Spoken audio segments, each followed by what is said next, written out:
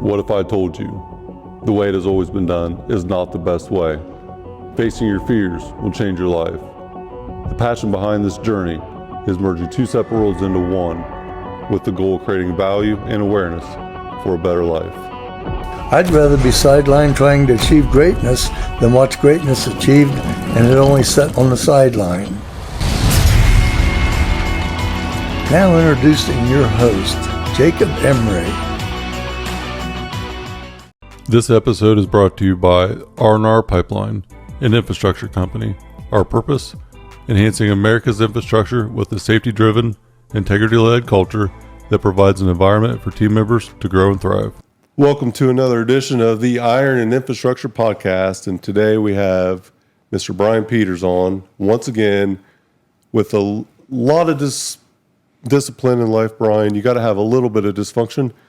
Just a little bit. And Arnold Schwarzenegger, that's one of his favorite quotes. That's where these smokes came from. His personal ruler. I don't know if you knew that or not. Yeah, these are G's been telling me about them. Yeah, so they're pretty damn good too. No, I love them. Yeah, he busted them out for me maybe 2 years ago after the Arnold or something when they hit a milestone. So yeah, and they're super good. So today we're going to talk about discipline and dysfunction. No better way to start off with discipline than chasing edges. We were talking a little bit before we started recording about the power and repetition. So let's start with that. It's such a magical and boring concept, but you just got to do more and continue to do more to get better. And then hit a threshold and you break through it by delegation or shifting what you do, bringing on team members or whatever it is, and then continue to do more, getting better. So to get bigger, you got to get better. Work smarter, not harder, or is it work really hard, get smarter, and continue to do both? Because I think work smarter and work harder is kind of the thing if you want to go really get fulfillment in life. Yeah, and I don't think you can abandon certain things as you get more successful. It just, you refine. And I do think a lot of people, I don't know if we talked about it the last time, but I ran into this problem in football. Not problem, but this misunderstanding of this separation of the workhorse and the racehorse. And I think once you start climbing in business, like you need to become more of a racehorse because your time, energy, everything's more valuable. But make no mistake, the racehorse got you there. It made something out of nothing, took 0 to 1. And I think it's super important that never gets lost. It just gets refined, or it just becomes the amateur athlete to the pro athlete. And because I don't think chasing edges stops at any threshold of success, any destination. I think it gets really important to, because like I used to coach off this Icarus paradox where it's like what got you there won't keep you there, and I do believe in it. Mm-hmm. But there's certain DNA and principles in success that are unmistakable, which is the repetitions and iterations. Mm-hmm. And if you break it down objectively, like action creates feedback. So you must always be moving and always like be a person of action in order to get enough feedback to know, one, maybe like to get feedback on your product, or to, in essence, understand if you personally are on the right path or the wrong path. The same reason why you have clear goals, mm-hmm. So you know when you hit or miss.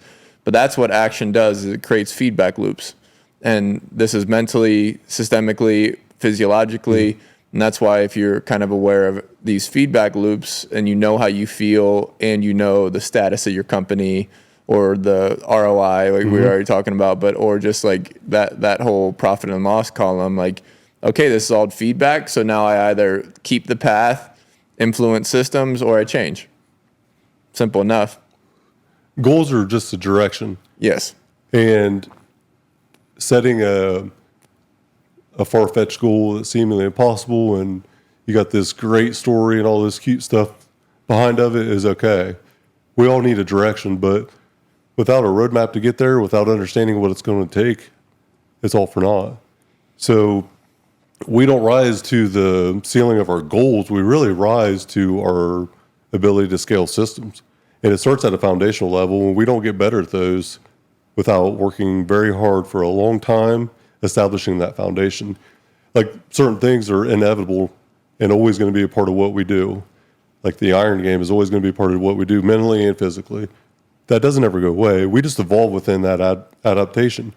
We get better at it with breathing techniques, sleeping better, recovery better, better nutrition, but it doesn't go away. That foundational element is one of the things that cannot be looked down at or forgotten for what we do. So we evolve within, 4 or 5 different foundational elements of what got us to a certain point, but we have to continue to get better at it. And that's where the chasing edges is just like a continuous improvement that never ends. If we're not continuously getting better, then we're getting worse. Yeah, and there's certain things where you maintain. I mean, you can get into the literally the dexterity and the small motor skills that you get sufficient enough, and then you stop, and that's fine. Mm-hmm. It's like driving. Driving's a really easy example. Mm-hmm. When's the last time you worked on your parallel parking? No, you got sufficient enough. You don't have to maybe drive at 10 and 2 anymore, whatever mm-hmm. it ends up being. And so I think we talked about it last time, but I try and tangibilize these rocks you're pushing up the hill, or I call them horses, that carnival game mm-hmm. where you spray water at the horse and it goes forward and hopefully you win the stuffed animal. Well, that's this is how I tangibilize it, because we were talking earlier where I need to chase edges and continue growing on the business side of the systems. Mm-hmm. But I push forward the horse of physiology, my messaging, my storytelling, my networking, all these things, and things lag. But mm-hmm. if I know where they're at, I know where I need to spend my time, because mm-hmm. where you spend your time is where you see your results. Absolutely. So what's the big glaring thing that you need to overcome in the current moment? Make that a priority and make sure you get it to the place that you need it to be at for the time. And then it doesn't mean that the rest of the stuff isn't important. It's just not one of the most important things. And you can only accomplish so much at one given time. So if you have 10 priorities, you're probably not going to get any of them done. No, and that's 3 to 5 maybe in a year. Knock these big things out and watch how the rest of it falls into place after that. Big rock is taken care of. Yeah, no, I completely agree. And because as majority of my business, I guess, experience so far, I've been a one-man band. I've done teams, we've scaled, I've had interns, I've had employees, I've gone up and down, and now I'm back to a one-man band looking to scale again. And so I do think everything kind of has its time, but if I don't prioritize the scaling, I'm kind of gonna plateau unless magic strikes, and I don't like waiting for luck to hit or the right person to hear a video or see a presentation or anything like that. So in that realm, I know where I need to spend my time, and at least it filters into a priority. If you wait on that luck or that opportunity, you're probably going to wait a long time. Oh, it's got to be intentional. It's got to be created. Jim Rohn was one of the favorites of mine for personal development. Old school, he was Tony Robbins' mentor. And one of his favorite questions that he asked was, have you created the opportunity that will change your life? And if the answer is no, what are you doing every day, every week, every month to create that opportunity that will change your life? And ultimately, whether it's just an idea or a guide or a goal or a system or a process in life, you have to find that opportunity, and it's created. It's not normally given to you. It's kind of like luck. I think luck's created by the amount of reps you put in.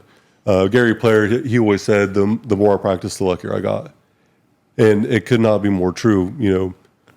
I have gotten lucky, absolutely. Luck is just a part of it. Some people get luckier than others, but luck is the side effect of intentional effort over decades, time after time after time. Because I don't know if I've told you this story before, but I had a reporter call me lucky because I got a tip ball interception up in Minnesota. Have I told you that? Uh-huh. Well, so anyways, meant the world to me. I had already gone through the grinder of arena, UFL, getting cut from the UFL, getting cut from the CFL. You had a long path. Long path, and then I get to the Minnesota Vikings, and cool thing is, it wasn't I had gotten an interception in the previous game. It wasn't my first NFL interception, but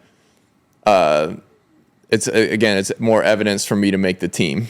And anyways, this quarterback gets destroyed by Danielle Hunter, who's now a superstar with the Texans, but ball basically falls right into my lap, and I run it back 40 yards to the 1 yard line and go. I actually separate my shoulder, a whole mess, but after the game, this reporter comes up to me and basically insinuates like, how about that lucky bounce? Like, like how happy are you that you got this ball fall right into your lap? And I kind of like bit my tongue for a second, and I was like kind of pounding my fist as I am now, and I just look at this guy.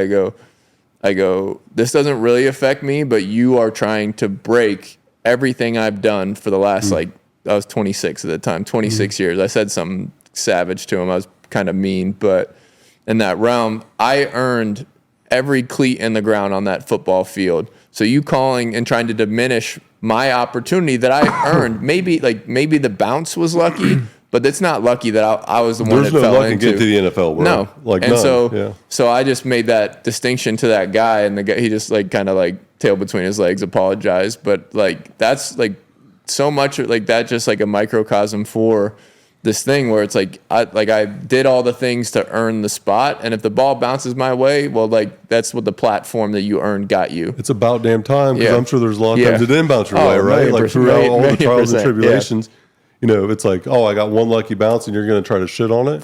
How about you're not intentionally coming at me, but you're coming at me. But you better be ready for a fight if you're going to come at me from the stands when I'm in the arena.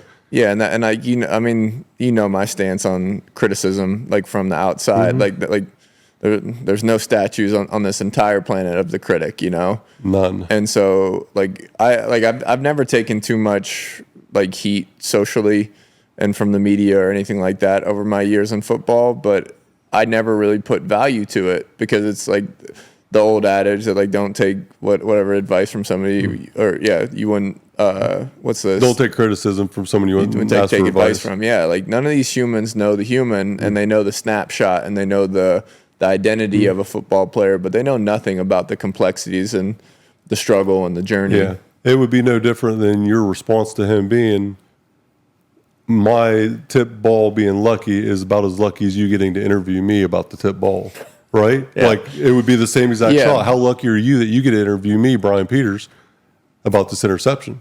You're lucky that you're here. Yeah, and he probably did his work to get there, Yeah, right? and but everybody- don't shit on me. Yeah, Yeah. I never like even that whole industry. Like I get it. You're reporting and you're creating stories and you're informing the public. Even like politics down to sports media, Yeah. in those same sense. But it's also this.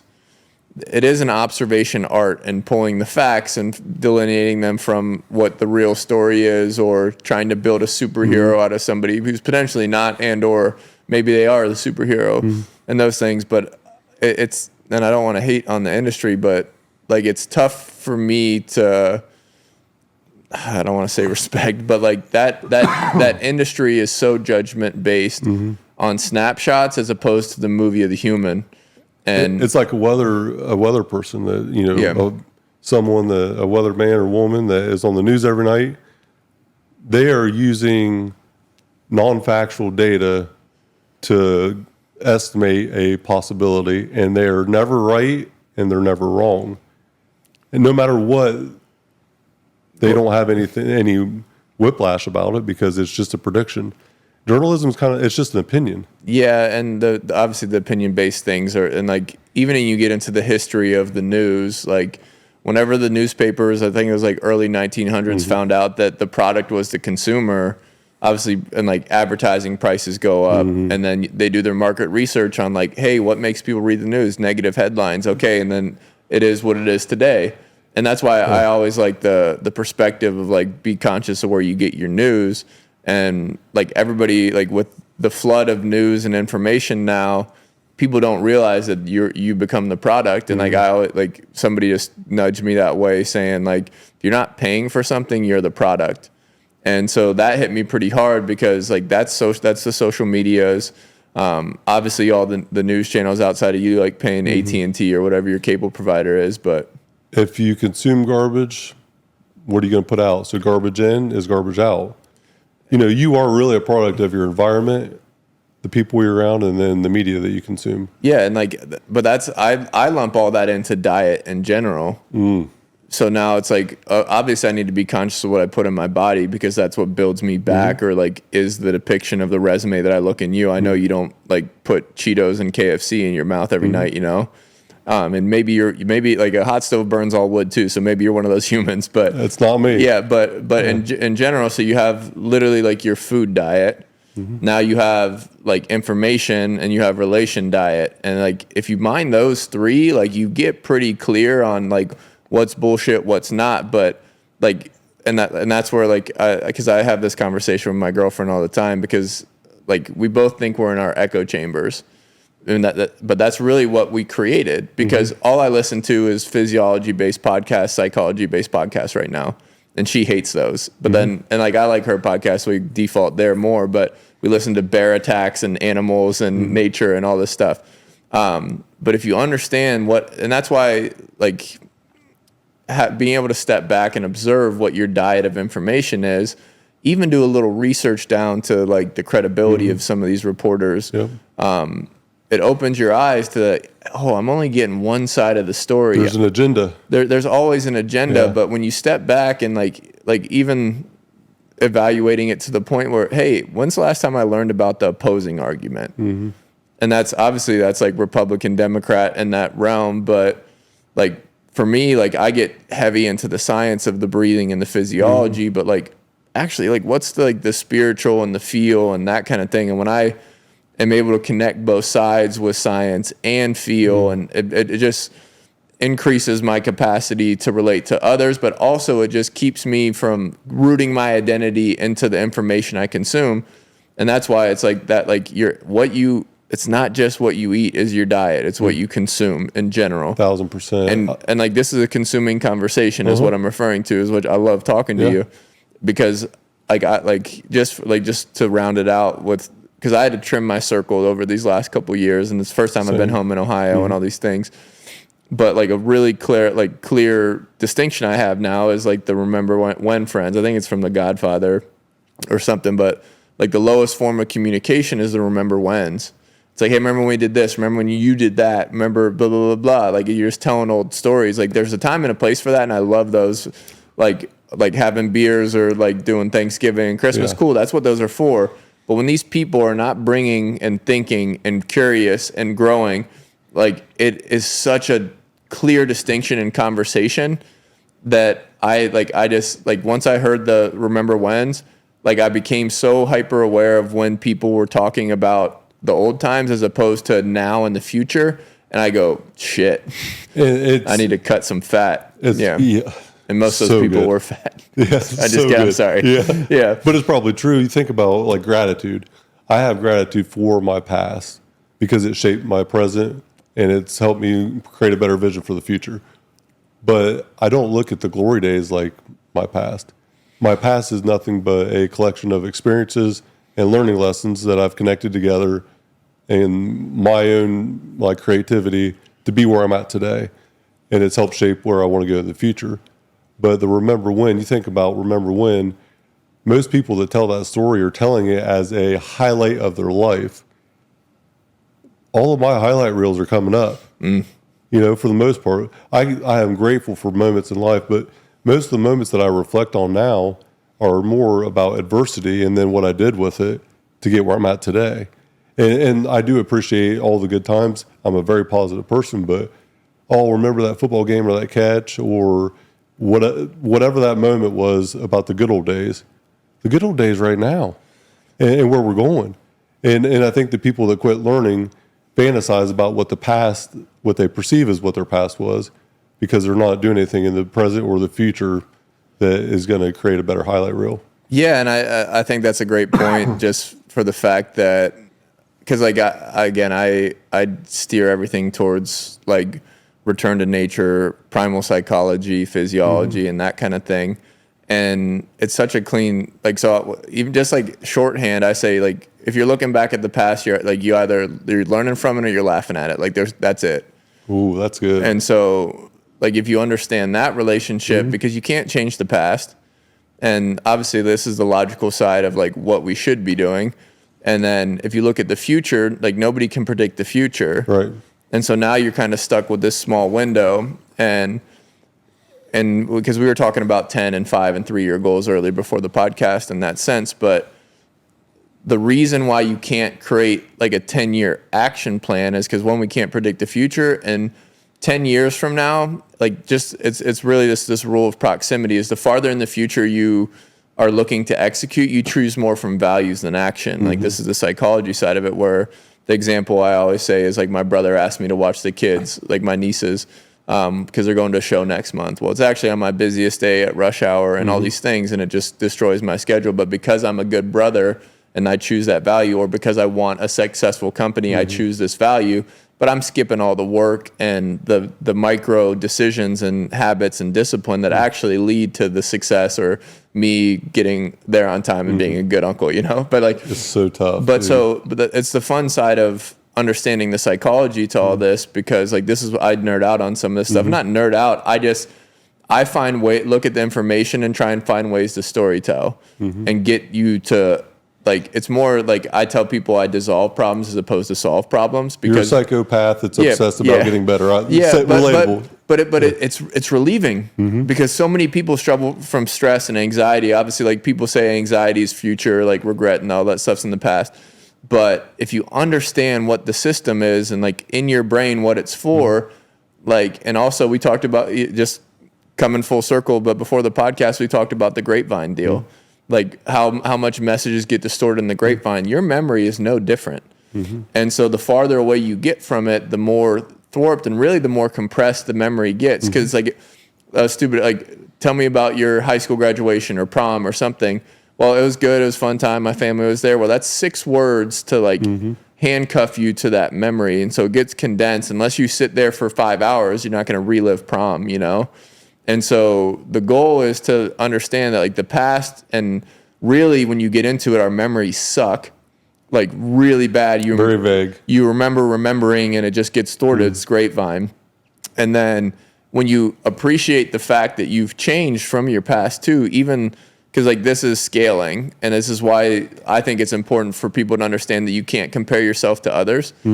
It's because we have, like, even though we're both speaking English, we have completely different languages. 1000%. It's because like how you talk about happiness, sadness, struggle, like we all have different values. And like, if you want to put a 0 to 10 scale on it, it's like, okay, well, happiness to you, like, so, well, how do we talk about happiness? Well, let's talk about the same event at the same time. And so again, your wedding day. Yep. Okay, well, like I'm not married, so that means fucking nothing to me, you know? But in that sense, it's okay, it was an 8.2 on my scale, it's a 7 on my scale. So we're talking about weddings and happiness and family, but we're talking about like different qualities of that language. I think the relieving thing is when you look at your person in your past, and I think we talked about it a little bit last time, but now, like, I'm not the same person I was 2 years ago. Like, I'm not the same person I was yesterday. No. And so now if I can logic myself out of my responsibility to be the experiences and the accomplishments, now it's like, okay, that was what it was. I can learn from it and I can laugh at it, but I'm going to keep it pushing because, again, the presence and the future is really like where I have to live. And now it's like, okay, now I only have to worry about the couple days in the future, couple days in the past, because the whole goal of that stupid summary of like the brain right there real quick was to get you to the point that my favorite quote, I think I may have said it, I say it way too much, but the sign of a healthy organism is that emotion is a short-term response. If you want to be a very healthy organism, you can't live 2 years into your trauma. You can't live 2 years into the future, because you're going to either be anxious looking at the future, or you're going to be a depressed mess looking at the past, and you're not where you want to be. And I peaked in high school and blah, blah, blah, blah, blah. You know, no, like get over it. Don't try and predict the future, because if we all would have had like the right stocks and I'd be a professional gambler. Right. In that same sense. So just play with the tools you got. I know we talked about that last time, and then solve your problems. No amount of anxiety is going to change the outcome. It's only going to make the problem bigger and the solution more far-fetched and unattainable. It impedes it literally scientifically impedes performance. Anxiety, tension, I talked about a little bit last time, but this wind chime, when the system gets fast, this anxiety feeling you feel in your hands and your face and your dry mouth or whatever shows up, it gets really, like, again, I think it, like, once you learn a tool or two of breath to counterbalance this feeling, so you're no longer a victim of your physiology, you can take some control back. That agency is calming. But like, if you understand that when I get worked up, it's not serving anybody. It's literally impeding blood flow to the prefrontal cortex, and I am no longer like the prefrontal cortex, the magic of it is collaboration, communication, problem solving, decision making, this beautiful thing that makes us an awesome animal and king of the jungle. But if you don't have blood there, you become the reactive animal that doesn't have access to your entire, like now you get into like sequential processing, but like you get into the ability to act well, what and how you want to in sequence, to whether it's the performance of a presentation, the argument of a negotiation, anything along those lines. You just lost part of your gift. And now you like, and then that's where do you think regrets come from? And so everybody wants to over prepare and stack this evidence for confidence too. But I think you need tools to one, just reconnect with how you feel and mitigate some of the potential anxieties and stress that impede performance. And that's where like I coach that. Like I think it's special to. It's so special. And everybody has a past.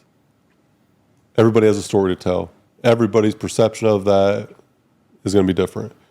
You can't create a better future for yourself if you can't create a better past. So if you're constantly focusing on the negativity of your past and what happened to me, not what happened for me, you will never get over that. You have to face the ego. Yet you have to face the reality of your story, no matter what it is, no matter how hard it is. At the end of it, you can't change what's already happened. But you can change how you think about it and what you feel about it and how you process moving forward similar events. There was a study that I read, and I'm going to paraphrase because I'm going to demolish the actual quality of it, but there was 2 twins, I think both males, twins that had adversity in their life. And when they were both interviewed separately, their stories could not have been more separate. Same household, same upbringing, everything was identical as far as environment. The reality of their story, though, to them could not have been any different. Which is phenomenal. Which, to prove your point, like even further, you know, the same sex, the same age, twins. So they are biologically connected differently than 99% of the world. Yeah, because now you get into like epigenetics. And they still had a different experience. Which again, like intrigues me. Like I'd love to talk to those kids, but it's obviously what defines you. Like if somebody in your life at some point gave you a crutch, you developed a limp, or you gave yourself access to the limp and nobody coached it, and you can't change your influence. And like this, like the 0 to 6 psychology is mind blowing, and like you get into like Erickson's like stages of life, it gets really cool because like 0 to 6, the big thing is trust and mistrust. Like, can I trust the people in my environment or can I not? And my physiology will respond to that 0 to 6 for the rest of my damn life. Yeah. And it's frustrating. But your point there on like it defining you and the storytelling, I think is super important. So people can understand that. Again, I just think it's relieving. Like we don't see this world the same way. And I just think if you shine that light back on yourself, like I am a freaking one-time phenomenon. My perspective and my story are special. They're unique to myself. Yes. And so, okay. And then this gets into like the stuff I know you love, but like now you get to be hold the microphone. You get to like build out your hero's journey. You get to build and like become your own superhero. Yeah. And like, it's a stupid analogy, but to your point on like the accomplishments in the past or the traumas in the past with the twins example in that sense, it's such a stupid thing, but I think it's so funny. Like the size of the rearview mirror is that size for a reason. Like the windshield is where we should be looking, and that's presence and a tangible thing. Again, you're looking to make sure like maybe the cops aren't following you or whatever, you know, but it's just like, look at the size. And like try and live life like you're driving a car. We'll look back every now and then, make sure nobody's like speeding past me. But I just think like if you focus can just forward on it. Yeah, if you can put the past to bed, and some of the feelings you can't change like how your body responds to trust and mistrust some of it. But I can learn tools to identify, manage, step back objectively. How you process it. Yeah, it's just like you can improve the computer. Right. You can't improve some of like the initial software. Right. And I don't know dick about computers, but like, you know, in that sense. So, but I think that's a worthy endeavor, but that worthy endeavor, it takes a lot of honesty and looking in the mirror. It takes analysis of your systems. It takes analysis of the people and how you respond. And like the hard thing is like looking at yourself in the mirror and like, did I like my response there? And I always like the concept of like full accountability in everything in life, because it's like, even if this I've had a business partner betray me. I've had a girlfriend cheat on me at some point in my life. Granted, it was like middle school, but like in the same sense, if I can not say they broke my heart, they destroyed my business, they betrayed my trust, I had poor choice and judgment, like that's a whole different approach to. I made a decision, and because of this decision, I learned this lesson. Yeah. And so it's like, it's full accountability, even if other people are at fault. And because like, if you whittle everything down, like whether you're helped or hurt, that is on you and your perception. It's extreme ownership. It's extreme ownership. And I argue across I have this argument in the sauna all the time, but I say the number one cause of death, cancer, anything bad in the world is that person suffered from perspective. And so, okay, well, like, no, like, why am I obese? Why am I failing? Why am I the things? Your perspective is what also limited you from learning and being curious and performing and developing a skill set that wouldn't fail, and or a body that like with enough stagnation and input led to this. Yeah. And so like, you can't argue that away, because like, again, like some of like, obviously animals in nature like have cancer, but I argued that like those animals probably have access to human elements like trash and other crap, but besides the point, or our food that we processed and gave to them. But anyways, I just think it's again, like all these things, like the extreme ownership, love Jocko, like love, like I'm sure you've read the book and those kind of things. But if you truly, like, if you strip back your identity and take accountability for everything you do, every person you chose to be with, every action and every, in essence, like belief, now like everything's malleable. And I'm not so rooted in something that I can't get out of it. I can't get hurt so bad that they break me. And now I can just keep it pushing. And I have books for all this stuff. Do you like book recs on the podcast? Yeah, recommend. But like a very simple book that like changed my view was Awareness by Anthony DeMello. Which I don't even think I've read. Is it good? No, dude, it strips back identity, but he was a priest for 20 years, then he was a psychologist, because he got a bunch of different problems and was supposed to give the same solution: Our Fathers, Hail Marys, whatever. And like, I believe in God, so like, don't get anybody get this twisted in that sense. But then he started understanding that everybody has a different relationship with words and their identity and their view of their success and their relationships, and how much like stock they put in God, and without abdicating responsibility for your own self and trying to put there's some, he just beautifully story tells how if you wake up and understand everything's in your control, and your identity will always be changing, and same with your relationships, and the goal is not to be not Christ doesn't want you to want to be worshiped. He wants you to be righteous.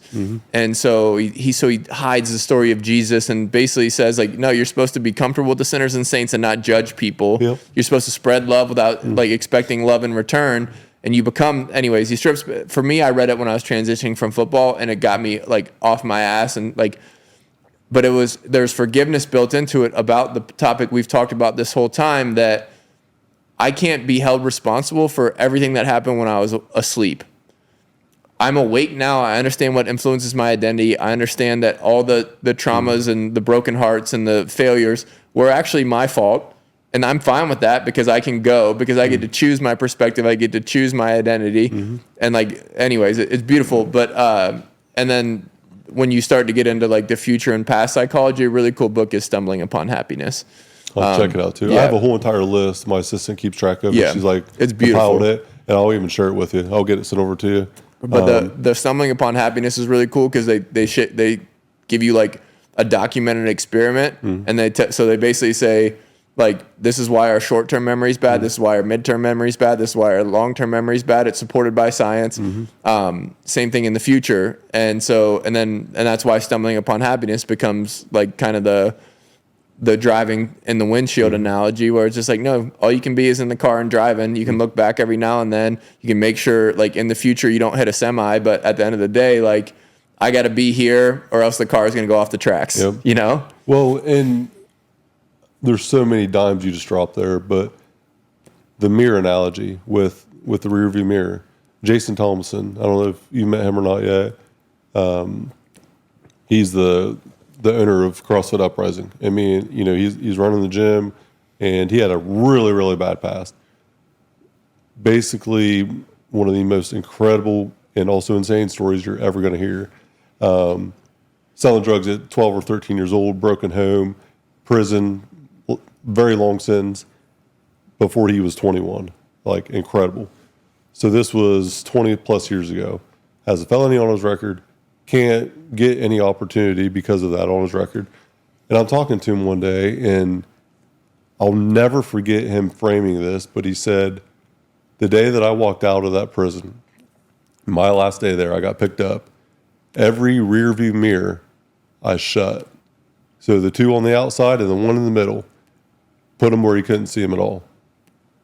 Because he's like, I'm never going to look back. Yeah. And it was like, oh man, just such a powerful statement when he framed that, because I will never go back and be that person.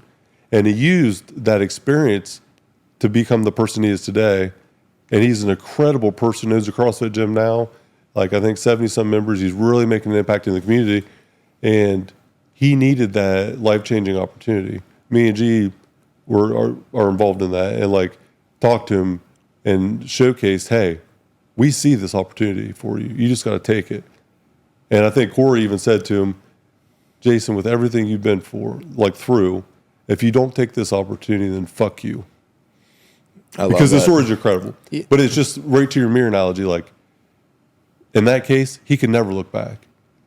We have to, if you're going to look back at your past, it's only to create a better future. How we view things is how we do things. So how you view your past will become a product of how you do things in the present. And if it's a positive past or a positive learning lesson because of an experience, you're more likely going to do positive things right now. It's like, that's what a cool analogy, or like not analogy. Like, I hope in my head he kicked off his rearview mirrors and ripped off his rearview mirror or his side view and ripped off that. But I think that if you want to be inspired, there's a billion inspiring stories. Like, and that's where, and that's just like a guy across the street. You know, that's his gym across the street. It's down the road a little bit. Yeah, it's not the one right here. But anyways, like, okay, like you just like, cause I try and simplify things to where people don't realize that you and my job one-on-one coaching people is just getting them out of their own way, asking them enough questions and giving enough tools that they can move past themselves. Yeah. And so we're our biggest bottleneck majority of the time, especially as business owners. Yeah. A lot of time it's our emotion that drives us to get to a certain point of success. And then we have to mix the emotion with the logic. Like, we have to be data driven, because it tells you that's the reality check a lot of times. But it's feedback too, and there's subjective feedback in your personal narrative that, like, that's part of my job. Is you tell me, basically, like, I ask enough good questions that you tell me why you're successful, why you're not, where you're stressing, why you're not, whatever it ends up being, or where you think you're crushing it, and I'll hear a narrative. And that's why you have to have good people around you. That's why you should always have a coach in some way, shape, or form for the feedback, the data-driven feedback, even though it's subjective of another person's opinion on your processes or the story. But how I summarize this is, if you fight for your limitations, you get to keep them. And that's like a Jim Quick little nugget. And if you think about that, like, why do you think you can't do something? And there's so many reasons. And maybe it's because you think you have this terrible past. Maybe it's because you don't think you're capable enough. Well, all that just told me we have an action plan. You don't think because you're past? Well, guess what? Rock bottom's medicine. And let's decide rock bottom's right now, and we're pushing. Or you think you're incapable? Well, let's get repetitions and knowledge, and then let's see before you start making these decisions. But your narrative that says, I'm not good enough, or I can't do this, or why can he do this and I can't, it's all narrative and self-talk and habits disguised in one line that you are holding as gospel. So whenever I would take something to somebody and you're like, well, we can't do that. And I'll be like, okay, humor me for a minute. Tell me how we can. What would have to be true to be able to accomplish it? You say we can't, so what would it have to be to say we can? Yeah. And it's just framing it different, but it's framing it as possible, not impossible. Because so many people see something that's impossible that if physics tells me it's possible, it's possible. And not too much is limited by physics in like everyday life. No, especially in business, right? And so, like, having that true belief is something that normally one or two people in an organization have. And then they create the system to be a belief system that everyone else can get on board with. Yeah, well, again, 0 to 1 isn't just starting a company. It's every idea or every obstacle you just come across. And I think it's really important to like not get stuck in that we got it made and this is possible, not possible. Every idea that you put in and every like left and right turn you take, that's a whole new 0 to 1 because you're solving potentially a zero problem. And so reframing things like that make really important sense because now you don't get stopped at the first obstacle. Right. And like obviously we talked about the positivity of self-talk last time, but I don't think people literally understand that thought is this full body decision that limits everything. It limits how you think, how you like that. Now you get into the like the psych research behind it, how you perceive risk, how you perceive problems, and all that influences the blood flow from the brain we were talking about earlier. And then our body language, then like 80% of what you say, you don't say, your body reflects how many basically crutches your brain thinks it has. Henry Ford had a quote, whether you think you can or you think you can't, you're right. That statement itself says so much. And what you focus on becomes your reality. I use the analogy of skiing down a hill. You're out in the middle of nowhere. There's one tree on the whole entire hill. And you keep saying to yourself, I just have to not hit that tree. You're going to smack the damn thing because that's what you're focused on. Yeah, it's the pink elephant. It's the like white Mustang, whatever you say. The red car theory. You know, you don't see this red car, you buy one, you want it, you see all of them. Yeah, but because I approach this a couple different ways, but because like how do you get somebody to evaluate the lens in which they view the world? Because that's what you're doing. Because like we just unconsciously focus on the one thing and and it's really easy for us because our brain's built on survival to focus on the most negative thing, the problems in the relationship, the bad quarter in business, like whatever it ends up being. So how and that's why you again I organize mental systems and schedules and things for like that for my humans, but one of the routine of the call is to try and find eventually this blur on the lens because they show up and the lens zooms in and that, and you hear that narrative where I'm really going through it right now because of this. And it's okay, zoom back out. And again, I don't want to get too into my physiology realm, but how the body's reflected in the brain and the brain's reflected in the body in that sense where when you get one dimensional, there's been these really fun studies on how your body moves and obviously sports, they force you to rotate and stuff, but people, when they focus on one trauma or one bad relationship, their body stops rotating as far. And so they take more steps to turn. They do all these things where because if you think about railroad tracks, fight, flight, and freeze, that stress response of the sympathetic nervous system, that's a one track thing. And so, but no, I'm not a train. I'm a hairless monkey. I can get off the tracks and climb a tree and get a better view and then solve the problem a different way. But when people get into this hyper focused stress response of their problem, they get on one track and the body influences it. So I just push people back to this positivity thing is be hyper aware of the self-talk, particularly when you face problems. Because it's so easy because it's what our brain's built to do is to it basically gets you into survival, a physiological state where the one remedy is to change the one feeling. Yeah. And so it's I need to get away from the bear, and now it's I need to get away from the relationship or something. Right. Where I just think it's I know you probably don't want to go down the physiology side, but no, it's cool. I love this kind of stuff because every time that me and you go back and forth, I learn a lot, and it's always good because it seems like we're always on similar wavelengths. And I want to transition into something else that I've recently noticed.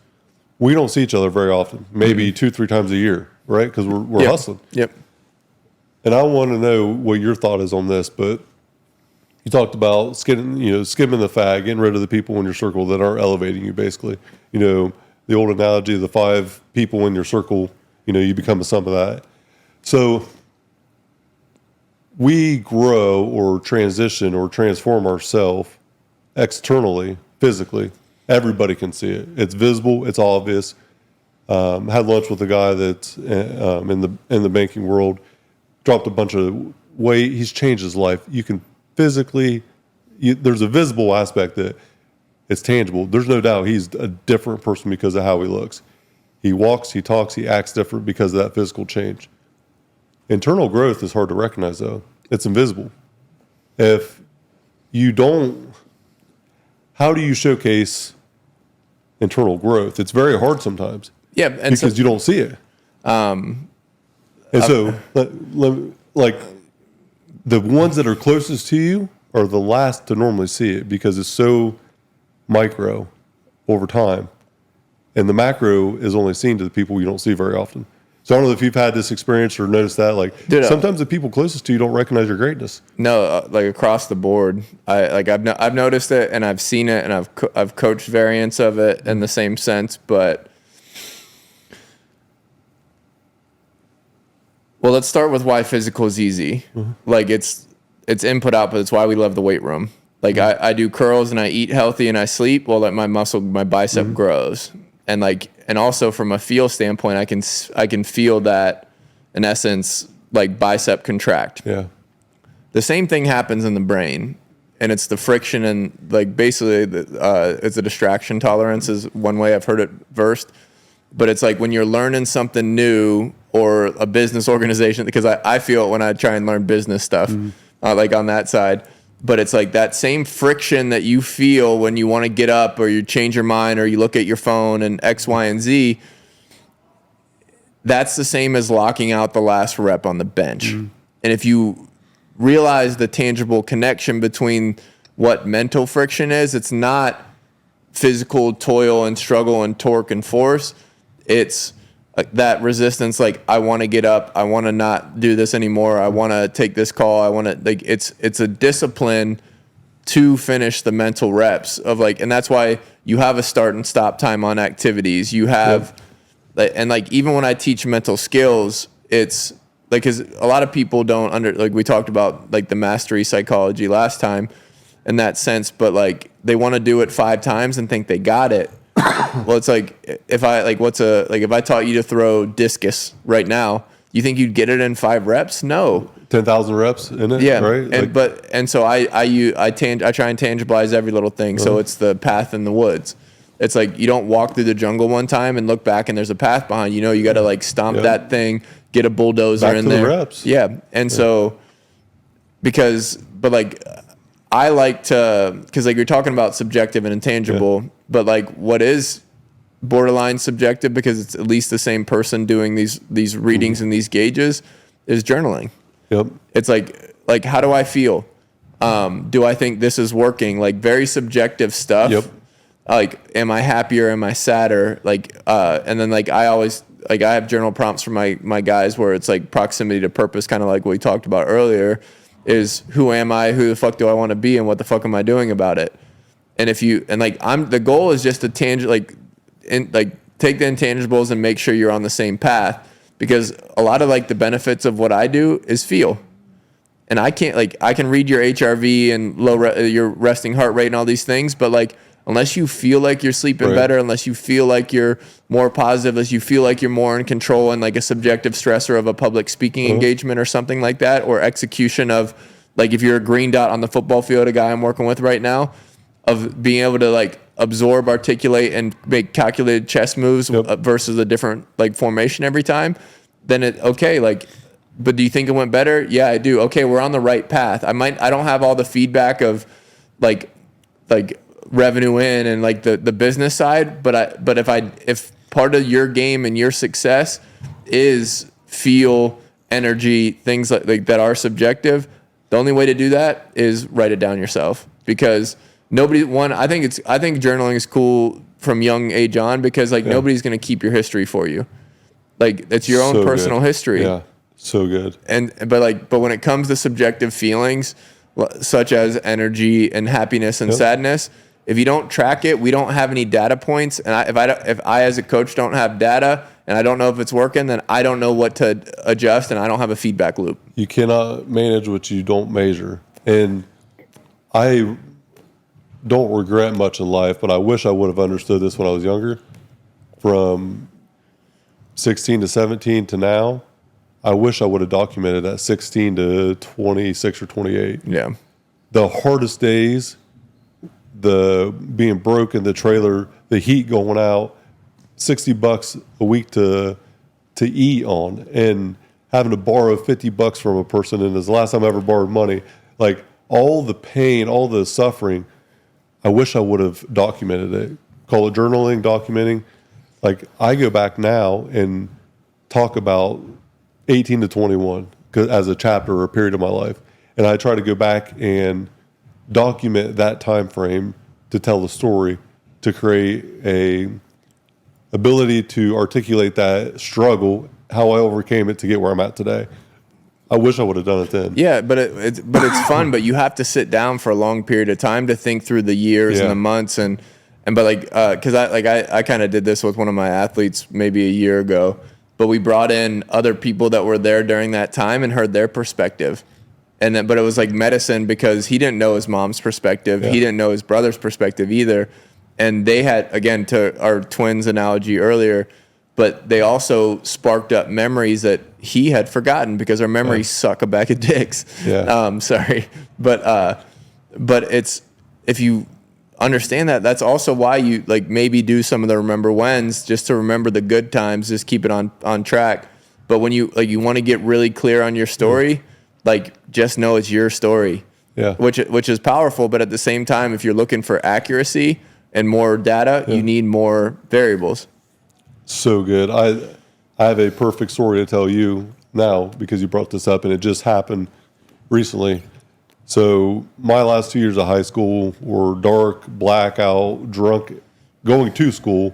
I mean, I have some pretty hellacious stories I'll tell you off there. But That was a left turn on the story. yeah, there, yeah. And you'll understand where I'm going here at the end. But 16-year-old me asleep in class, last class of the day, sound asleep, dead ass asleep in class. The bell rings. I walk out to my truck. R&R Pipeline is digging in a gas line at that time out in front of the school. And I have this unique gut feeling, experience, whatever you want to call it. I'm going to own that company one day. 16-year-old me with my ceiling of success was dead or in jail by 21. And at 16, I had this internal, like, uncontrollable thought in my head. And I didn't talk about it for 12 years, Brian. Not until I was 28 years old did I ever talk about it again. And 28 was when I started to, go on this journey to buy the company. 407 days from the day that Doc told me he'd invest in it. And 407 days we closed. I had one person that believed in me in high school. She was like a guardian angel. April Holton. God bless you, April Holton, if you're watching us. I hope you are.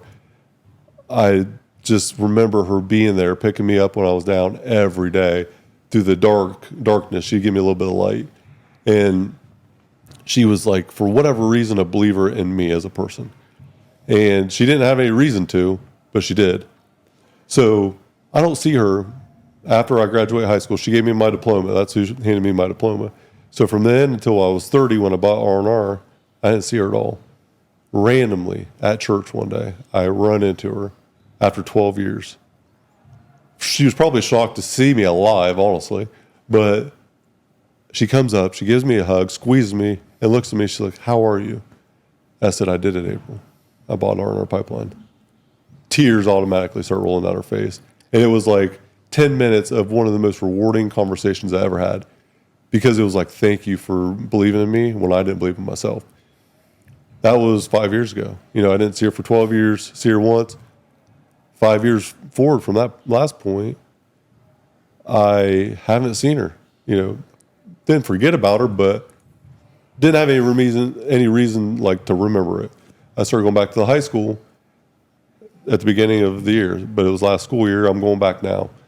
Speaking to the leadership class in high school. It's aspiring leaders. And now I'm talking to two separate classes back to back, and such a great opportunity for me to try to give back to the school that I went to. So that 16-year-old me goes back to the school after so long, the same class in the same exact room that I was asleep at that day. I had that vision at 16 is the same damn class that I walk into 6 months ago to speak to the kids. I can't make it up. The same seat that I was asleep in was a seat that I sat in for 2 hours when I went to talk to the teacher about the curriculum. I had deja vu so eye-opening, I almost jumped through the damn ceiling. Because when I sat down, it all came back like full circle. After that, I went back, spoke to the kids. Very, very rewarding. Humbled to even have the opportunity. There was something missing, though. I just couldn't understand what. April Holton, I have someone that runs into her and tells me, like, oh, hey, you're never going to believe who I've seen. I was like, I wish she could, like, hear what I'm doing now. I'm going back and speaking to the kids. I just wish that I don't have contact. She has no social media. Like, I wish I'd see her sometime. Go to lunch randomly. I was on Labor Day. A couple restaurants were closed, ended up going to a different one. I sit down, 5 minutes in, guess who walks by? All people, April Holton. She comes up, she sees me, big old smile, and talk to her for a second. She goes and sits down, and I'm just like, my mind is just spinning like crazy. I go up and talk to her, and I was like, hey, I'm going back to the school. I'm telling them, about the story, I referenced that 16-year-old me having that vision. And she's like, Jake, I remember that day. You came to school the next day, told me all about it, and we sat down. She's like, I thought you were delusional. And I was like, April, I was. But she remembered that story and gave me context that I would have never been able to get about that experience. And she's like, I always believed that you had it in you to do it. And look at you now. So she plugged so many holes in that story that I didn't even know were there. It was so incredibly powerful. And it's a defining story in your life. It is my life, the last 20 years. But again, just a heart for people is that, like, even the best story of your life has holes and thwarps and, like, it's misremembered. Yeah. And it's part of what defines you. And so if you understand the hold these narratives can have on you, you can also understand what happens when you let go or you go back and get more data. Got to face it, though. Yeah. You got to face it. I know ego and pride and fear are all really the same. They're hard to face sometimes. We all have experiences in life. Some people bury them thinking that they're just going to stay buried. And what happens is they become like a ghost. They just follow us around and always impact our decisions. And the only way I know how to frame it, I guess, would be to bury it, to be reborn because of that experience.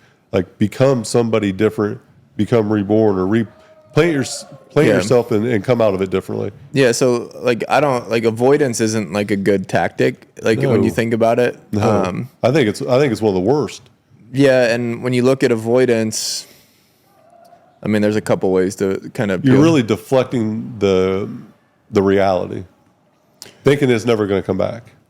Yeah, and I like the rebirth deal, but it's kind of like this gets into like addiction, psychology and physiology a little bit too. But I think I heard this line from Awareness like the first time I read it, and then I've seen it in psych all over the place. But what you renounce holds weight too, and because a lot of people jockey off this same line of psychology research where you. He's the guy from Columbus, wrote Atomic Habits. James Clear? Yeah, James Clear, but the identity-based like goal change, where it's like if you're trying to quit cigarettes, you don't say, "Hey, no, I'm trying to quit." You say, "No, I don't smoke." Yep. It's the same. It's the same. That's how you frame it. Yeah, it's the same psychological thread where you're not avoiding it, but like you're also. But when you say I'm trying to quit, or like AA, the 12 steps are like proven they're really cool. I've had a couple buddies go through it recently where I get the feedback of the whole system too. But what you renounce, if you like alcohol forever holds this weight over top of you, like it's not off your radar. So like what you renounce holds weight too. Like obviously what you pick up does. So like I just think the goal is to let go of things as opposed to avoiding them or holding on to them. But like letting go is like aligns with what you were saying with like put it 6 feet deep and let so the ghost doesn't come around. Well, I have another story from Strategic Coach. So strategic coach has changed my life completely. But I went through like 2 or 3 quarters where I had a different coach, where they were transitioning the classes and reallocating different classes and grouping them together. And Lee Brower was a coach that I had. Dude is like 75 years old, jacked, still gets after it. And I cannot think of a more fulfilled human that I've ever met at that age. So he was on the board of the Utah Jazz. He'd done some incredible high-level shit. I don't know how many businesses he has, but he's just completely like a unicorn. He was a assistant or some type of connection to John Wooden. John Wooden's a man of faith, right? And Lee told him one day, John, I'm going to start reading the Bible every day, 5 pages every day. And he would read 5 pages 3 days in a row, miss a day, read 10, fall off the ladder, wouldn't be consistent with it. And he had a unplanned, visit with John. So it wasn't scheduled, it wasn't planned. He didn't know it was going to happen. And John comes out of nowhere and says, how's that reading going, Lee?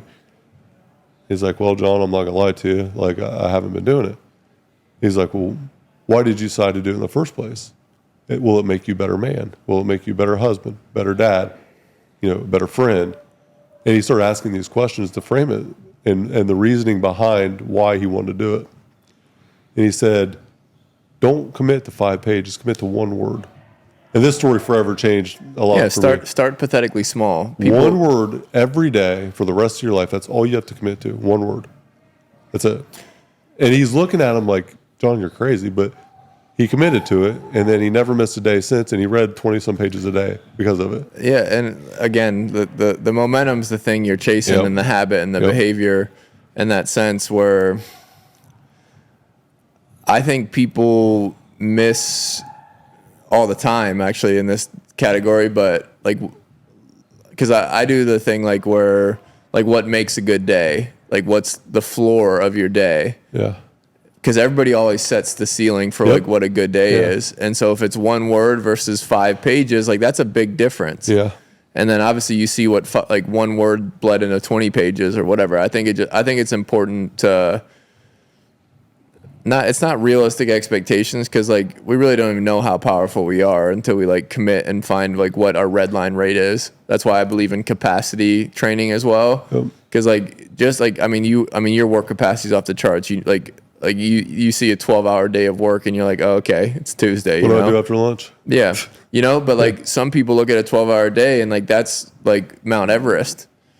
And so if their floor is 5 steps up the mountain as opposed to like trying to have the perfect day, like that's where I think like people, it's the accrual of aggregation of marginal gains. It's like the power of small steps, whatever it ends up being. But I think it is important, like when you are looking at your day realistically, like to gauge it to like what's the floor and what's the ceiling, and like hopefully I'm at least sitting on the couch or like hanging from the chandelier. Well, I think that ultimate achievement of I wake up at 3, I work 16 hours a day if I need to, 20 if I need to, 10 minutes if I need to, whatever it is. It's capability and adaptability that you've learned. Right. But I didn't do it in one shot. Like, set your alarm 5 minutes earlier for a week, and then 5 minutes earlier next week. Like, it's a compound effect in every component of getting better. There is no. There's always room to improve and room to prep. Because like I do the stupid thing with the thermostat where people like they're cold when it goes to 69 instead of 70. But spend a month at 70, then spend a month at 69. Spend a month at it's like this low threshold of change.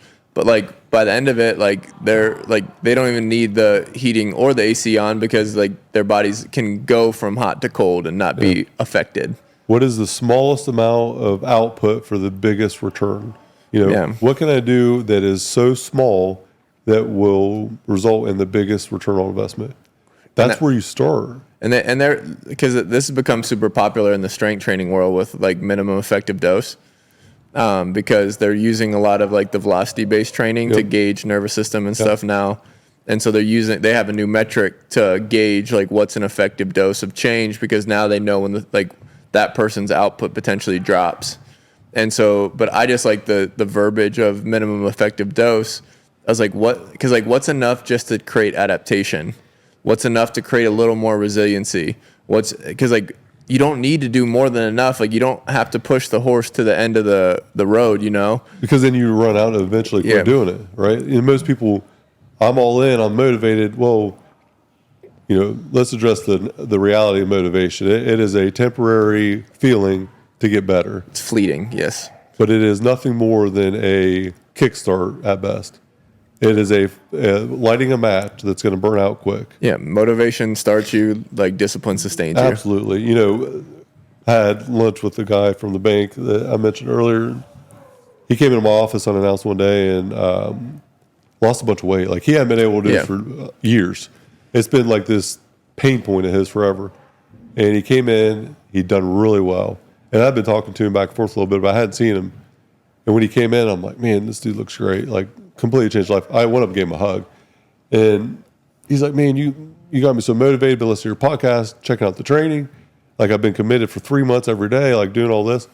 And he's like, I'm so motivated right now. I said, fuck your motivation. I was like, let me know about your motivation when it's really hard and you're hurt and it's dark and it is everything in your body to even get up to do the thing. Fuck your motivation. It's discipline that will take you to where you want to go. Because motivation is a feeling and discipline is a non-negotiable. Yeah, and like, I get back to this perspective, like, in essence, we all suffer from it. But if you give meaning to your suffering, then the obstacles and the injuries, they hold less weight, because now, like, the meaning trumps, in essence, like the wall. It's kind of like any type of bias in the world. We're two white males that are fit, jacked, and look good, right?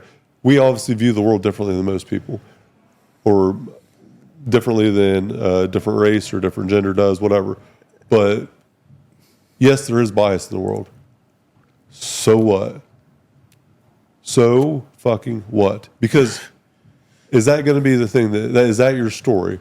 That I am this gender or this race or had this adversity and I will never be able to overcome it? Or do you use that to write an epic story that you tell the world to help the other person in the world that's going through the same thing? Yeah, and I think, well, like, just to, like, because I wanted to circle back to this anyways, because a part of your story that's super special is that, like, because who knows her role, but you had somebody believe in you. And, like, I take a lot of pride in every person I work with as being that, I'm their negative feedback kind of battery. Like, I feed them criticism to improve systems and sleep and tools and whatever. But, like, make no doubt, the youngest kid I work with is 13, but I'm the same cheerleader to the 13-year-old as, like, the 59-year-old CEO I work with. So it's like, because, like, regardless, I still think people need to, people to believe in them in adulthood as well. But to your point of the limiting circumstances that we're born into and all those things, if you are a person, which means like a leader, like a parent, a teacher, a coach, any phase, like, make no mistake, part of your job is to believe in every kid that you're coaching. And if you, or your student you're talking to that trusts you enough to tell you their idea, that, like, while they're still probably drunk in high school at 16, through blurry eyes are telling you they're going to buy that company, like don't poke holes in it. Don't criticize it. Like, because I again, it's back to that criticism. Like, that's not going to, like, I love criticism for, like, solving problems, but, like, to the young, and, like, this goes back to the 0 to 1 thing, whether they're a 16-year-old kid, whether they're an employee for you trying to solve a problem, don't destroy the person, like, in their infancy stage of that idea. Yeah. Show belief, but, I'll also, like, you still need to solve the problem. You know what I'm saying? I think, don't kill their dream. Yeah, but every problem can be a dream. Yeah. So it's like, we all need that. I think that person too, where I urge, like, because actually my podcast didn't even start as Chasing Edges. Did you know that? Huh. It started as Leaders These Days, because I was tired of hearing kids these days. Yep. Kids these days are this, kids these days are that. And you look back into, like, Socrates and Stoic philosophy, they said the same thing about the kids. And, like, obviously it's amplified with the social media experiment that we are, but it's such an abdication of responsibility that, like, it's just kids and the internet and these things. No, all these behaviors have been cultivated, coddled, allowed, not redirected, and these kids are now struggling. Yes. And we don't point the thumb, we point the finger at the kids. Yep. So I go, no, we need to but it's, to me, it ended up being hard to, I got like 7 episodes in, and I went to Chasing Edges because I was more like in line with my passion. But identifying the fact that like what makes a good leader is hard. It's very subjective. Like obviously you talk about different industries, but I think when people, because that gets back to the awareness deal of taking responsibility for all your actions. Every time I hear kids these days, I probably like at the other end of that finger, I probably see a kid that never had somebody believe in them. The generation today is a byproduct of the previous generation that produced them. It's input and output. It's all about leadership. Yep. And this is something I'm very passionate about because I see this massive shift in society in general in the next 5 to 10 years. And that's why I'm back speaking to the kids. That's why I'm doing a lot of the stuff I'm doing now. Whenever we have problems in our life and we have situations, me and you are exactly where we're at today because that's what we deserve. That's what we've earned. Whether it's here, whether we're smoking crack and living under a bridge downtown, life is a mirror. It's not a window. Look in the mirror whenever you want to talk about the problems in your life. Don't look out the window for an external thing because it's all on us, no matter good or bad.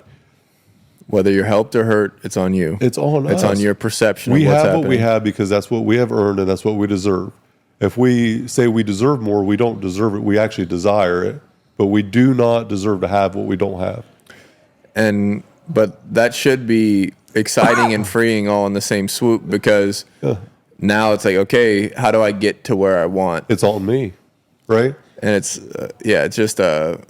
it's overlooked because it's, again, our brains direct towards the negative.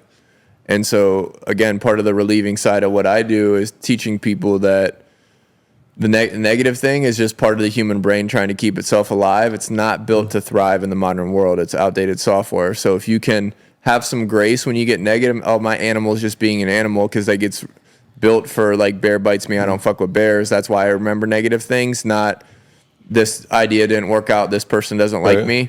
Like if you just understand your wiring, okay, I'm being negative, it's because, okay, I'm linking this financial outcome to my survival. But it's just 3 chain links away when it used to be 1, when it's bear. Now it's, if I don't get this sale, if I don't do that, then I don't have money, I don't pay rent, I don't pay whatever, you know? And so if you strip, again, I just try and strip it back to the primal influences. Strip back the layers of it. Yeah. And so like if you understand your animal, now you understand that like in nature, like not many animals like share a bunch of stuff. Yeah. Like particularly responsibility. Like every animal's like in charge of keeping themselves alive outside of like some of the pack under like hierarchies. But in that same sense, okay, like you can just relate it to like a bear who ends up hunting by itself. But like it's all live or die, it's on him. Yep.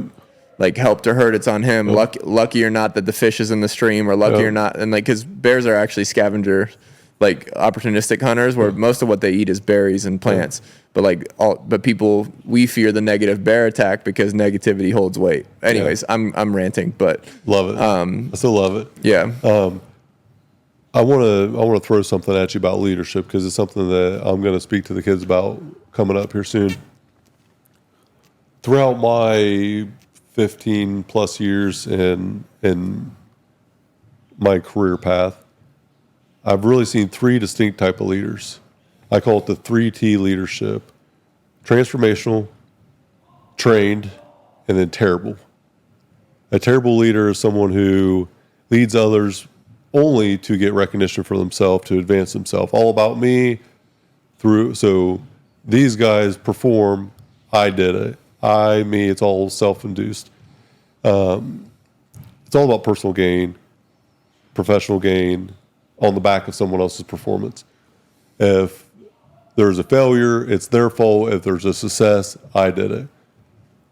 A terrible leader is someone that is only in it for their personal gain, does not really care about the greater good of the company. And they manipulate others for their benefit, not the benefit of the team. They blame others for the L's, take credit for the W's. just terrible leader. We've all seen them. We know what they look like. A trained leader is someone that loves to lead other people, but they lead for their own success. So they have been taught how to train, but not why to train. So they are more about the execution of the how, but not the why, the bigger picture. And they lead so that they can accomplish their own personal desires. And they're selfish in that, but they want other people to be accomplished as well, to bring up their self with the average bar. Like, they want everyone to kind of be successful, but only because it makes them look better. And it's all about success to them. My success, it's about me. They take charge to advance and only influence in the moment of today. So they are making an impact today, but only today. And then the transformational leader, they love the people that they lead.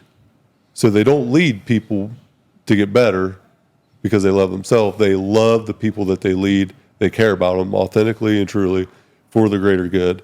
They lead for significance and to change lives, to create opportunity. They influence today's progress and tomorrow's progress. They are all in on unity for the greater good, so everybody can have fulfillment and success individually for a bigger significance in the world. That's a transformational leader. Breaking it down that way, I don't know if it strikes you anyway as a coach. It's coaches that you've seen. Some guys are just in it for themselves. Some women are just in it for themselves, only so they can raise their own bar. But then there's that one dog, that guy that comes across, that woman that comes across, and is just an outlier. It's almost seemingly unauthentic because it's so against the grain of what normal is. Have you ever went through them three phases, or does that relate to you at all with like playing in different leagues and coaches and whatnot? To some extent, like you can tell the selfless versus the selfish humans, but I'm a firm believer that everybody, like if you operate on the structure that everybody's selfish, because psychologically we are for self-preservation, not like that's a good place to start with expectations of people where like, oh, they chose that over me, they chose whatever, like, well, yeah, like that's their job is to take care of themselves. Right. Then obviously that grows with leadership when you have a family or you start a business and things like that. Some people can't detach from the selfishness side of it. And I look at the psychology and I see like accomplishment-based humans who get their value from accomplishment and cheers, that don't understand that like they try and skip the system because they get the cheers, but they basically delegate the booze. Yeah. And I don't like that personally either, but also I get back to personal responsibility where like start your own company if you don't like taking the L's for the boss. Yeah. Because like, no, I think a great leader falls on the sword. Like that's their job. I think you should lead from the front. And that essence of like lead by example, lead with your heart, like all these leadership tactics get blurred, and it's hard to delineate those three because the two of them sound the same to me. I don't think there's a big difference there between the bottom two, but I see that how one's better than the other. Oh. And then I see the transformational leader, but I see people be transformational leaders with different hats in that realm where they don't give a fuck about others, but they lead so well themselves so well. Because I do door tactics. Like I was a leader that tried to get everybody in the door. Like, hey, come care about special teams. No one really cares about special teams. This is how you get your foot in the door to be the better linebacker. Then you be the starter and like blah, blah, blah. Where like a Brian Cushing or other people, they kick the door in and say, fucking follow me. Right. And like keep up or get cut. And like all those are different forms of motivation for different humans. So to like lock it into that, and that everybody, you need to know yourself well enough to like what a good leader is for you. Cause like I know I need it like a negative coach. I don't give a fuck if he's out for himself as long as he coaches me how I need to be coached, you know? So like I know I'm not really answering your question. The transformational coaches that care operate on a completely different frequency than the selfish humans. And even though they like, cause so many of those selfish coaches that like, again, just take all the dubs for themselves or whatever, I still think you can't not see it. And but the hardest part about those people is it's like almost like narcissism, sociopath psychology. But like they believe that they do care, even though everybody else can see through their shit. Yeah. And so identifying those people is cool, but like also as a worker, as somebody in an organization that's being led, I also think people like intuitively people want to be led. I don't think it matters who leads them. I think it's more of like an existential crisis that like we're not confident enough people aren't confident enough to lead themselves and start their own thing, and or not let a selfish leader influence their development. So again, it all scales back to personal responsibility, but make no mistake, like part of our brain wants to be led. It's like primal like hierarchy in that same sense where like in breathing, if you're leading and keeping track of my time when I do breath holds, I hold my breath longer than when I have to use the mental space to do this. It's the same as when you delegate. That's why we have coaches. Yeah. You know, no matter the level of eliteness that you're at, you still have a coach. Most billionaires still have coaches and mentors and advisors and people around them to help them progress and keep them in check. Yeah. I think of Michael Jordan. Everyone said he was selfish and was an ass. He punched Steve Kerr in the mouth, like all these different things. He changed everyone's life. Everybody that played with Michael Jordan had significance in the world. Well, like that they probably wouldn't have had without him. Well, like regardless of the fact, like my favorite definition of leadership is being held accountable to the results. No matter like you can attack leadership style and all these things, but if you hold yourself accountable to the results, and like you can't talk about results and or processes if you don't have a standard of process.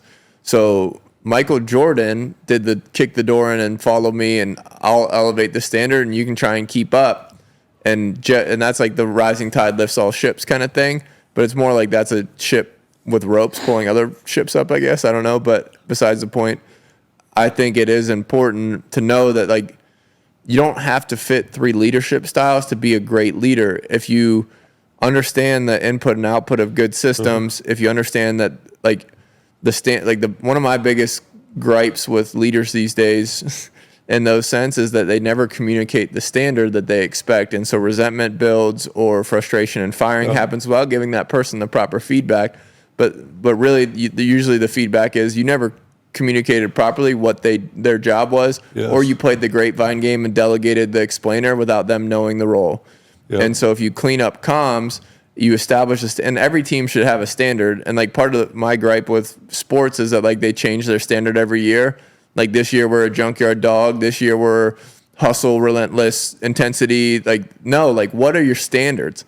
Like we finished through the line. We prep this long. We practice at this effort. We do all these things, and if the standard's kept and then maintained, and hopefully by the employees, not just the leader, that's how you get like transformational like culture.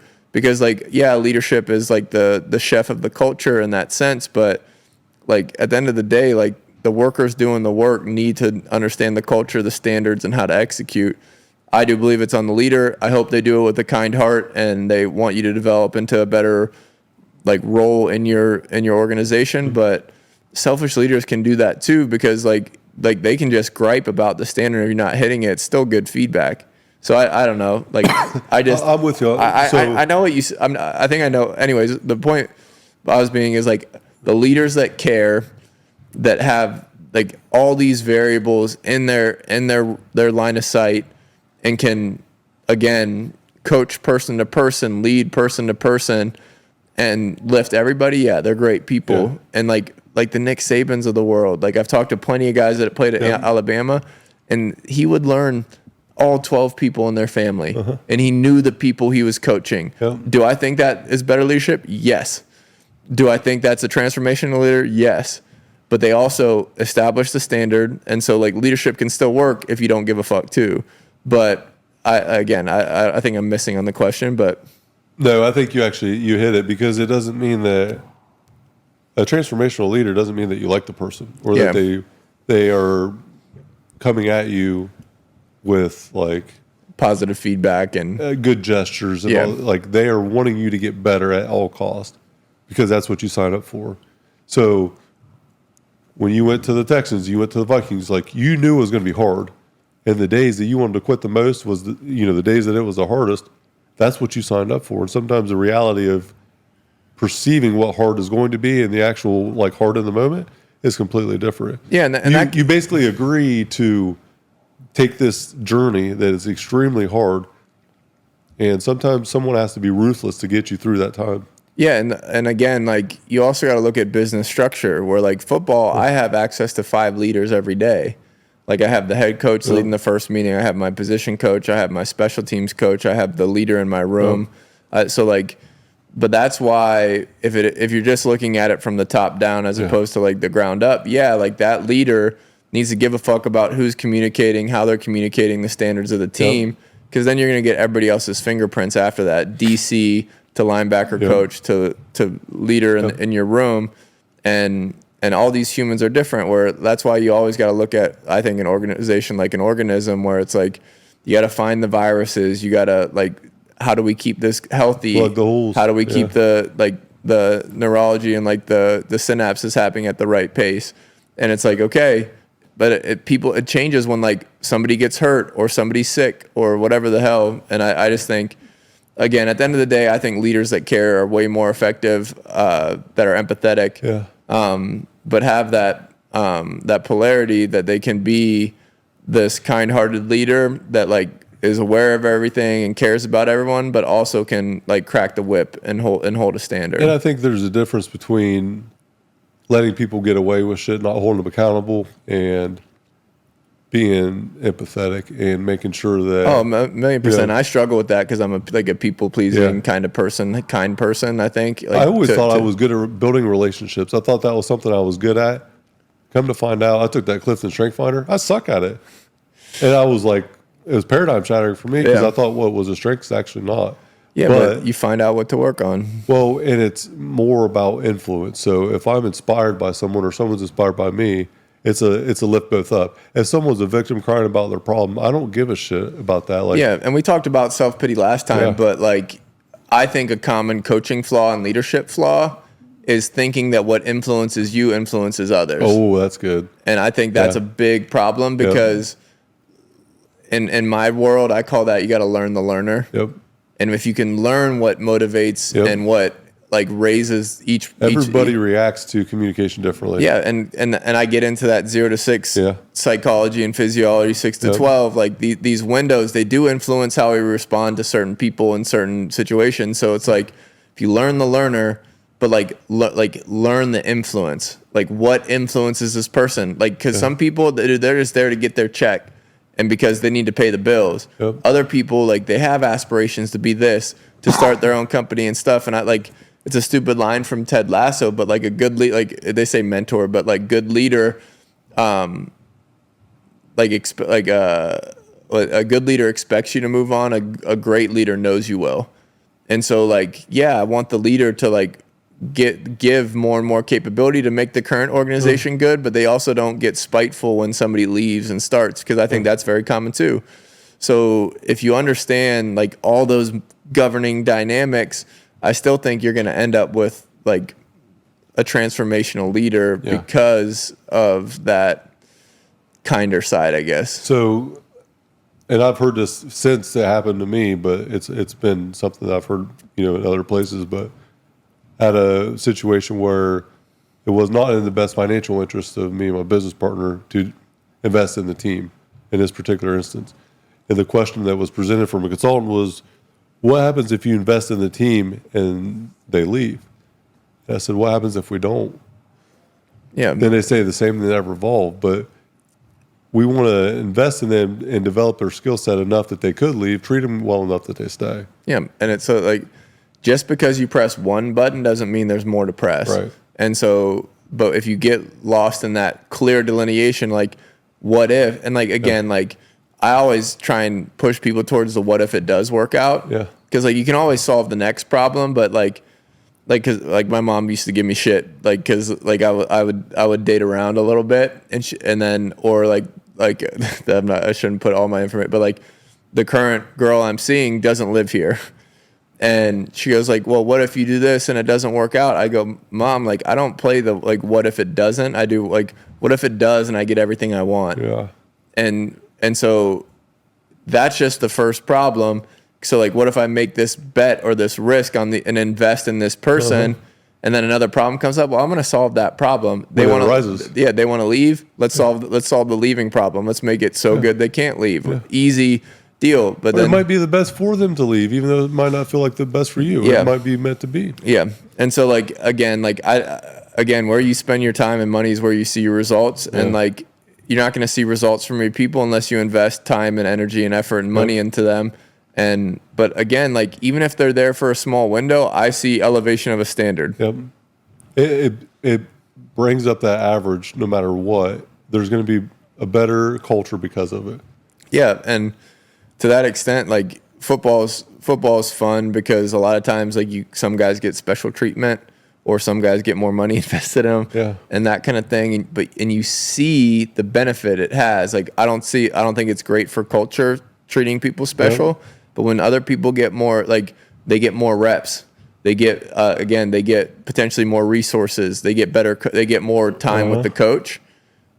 Like it's not like a mistake that some of these superstars that like start off kind of rocky still are superstars because they got more leash, they got more time, they got more resources. And like I just think that's like it's a sports analogy that's a little different, but like the same thing applies to the business force. It does. I want to wrap it up. Yeah, I gotta get out of here soon. The same theme that we started with. Repetition becomes reputation. Your reps determine your rep. Brian Peters, thanks for coming on the show. Easy, brother. Always a Have a pleasure. smoke. Everybody, follow this man. If you want to chase edges and get better, BP's where it's at. Iron and Infrastructure Podcast, we're out. This episode is brought to you by Max Effort Muscle. For all your supplement needs, go to maxeffortmuscle.com.